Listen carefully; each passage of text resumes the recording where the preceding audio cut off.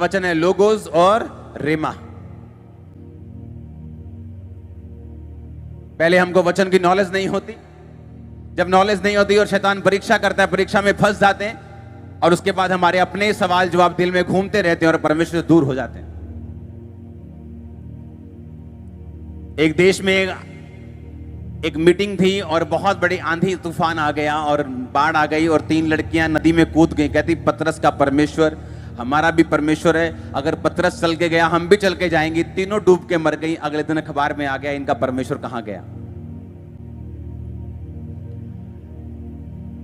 जब वहां पास्टर्स की मीटिंग हुई तो बताया गया कि पतरस ने कहा था परमेश्वर अगर तू ही है तो अपने मुंह से मुझे चल के आने की आज्ञा दे।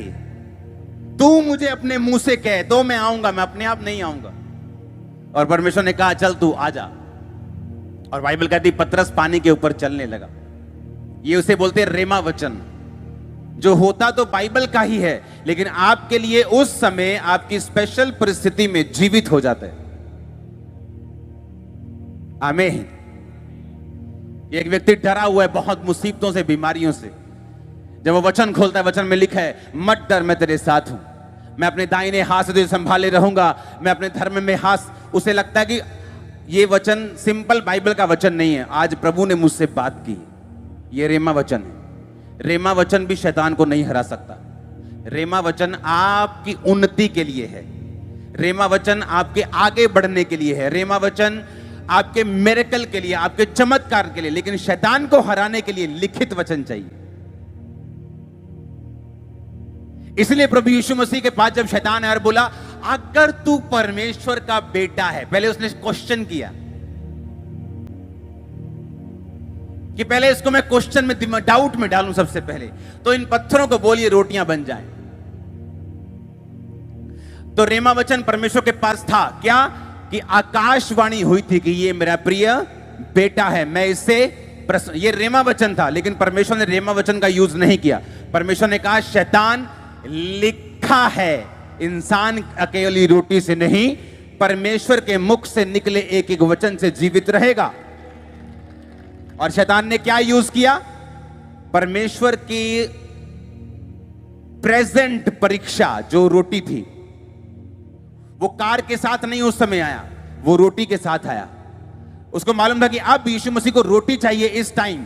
तो शैतान को मालूम है आपको क्या चाहिए। उसको मालूम है पंजाबी में कि कुंडी किथे फसी, उसे मालूम है कहां नस दबानी, उसे मालूम है कहां ये किथे पुड़केगा, ये किथे शांत, उन्हें सब पता उसे मालूम है। और जो व्यक्ति लिखा हुआ वचन पढ़ते हैं और दिल में संभाल के रखते हैं वही चल पाते हैं मसीह में। इतना इंपॉर्टेंट है रिटन वर्ड को पढ़ना और उसको दिल में दिमाग में समा के रखना। मैं वो कह रहा हूं आप 1 लाख मिरेकल देखो, फिर भी अगर रिटन वर्ड आप नहीं पढ़ते और ये आपकी लाइफ का हिस्सा नहीं है, आपकी जिंदगी तभी भी सूखी हुई होगी।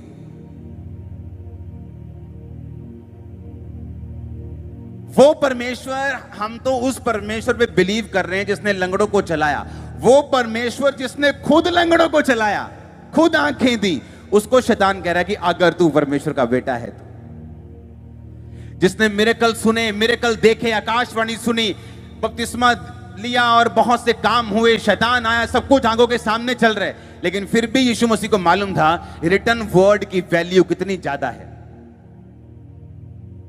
ये वही रिटन वर्ड है जो मैं आपको बता रहा हूं कि जब आप अपने वाचा के स्थान पे, अपने वायदे के स्थान पे, अपने परमेश्वर के उस वायदे पे जाएंगे जो परमेश्वर ने आपके साथ किया, आपको अनाकवंशी, आपको बड़े जायंट्स, आपको बड़ी मुसीबतें आपका सामना करते हुए मिलेंगी, ताकि आप वहां ना पहुंच सके जहां एंड प्रोडक्ट, जहां ब्लेसिंग्स आपका वेट कर रही हैं। वो कोशिश करेगा, आपको दिखाएगा। लेकिन मैं आपको एक बात बताना चाहता हूं, अगर आपने परमेश्वर पे भरोसा किया, जितना शैतान लंबा और चौड़ा दिख रहा है उतनी जल्दी मर जाएगा।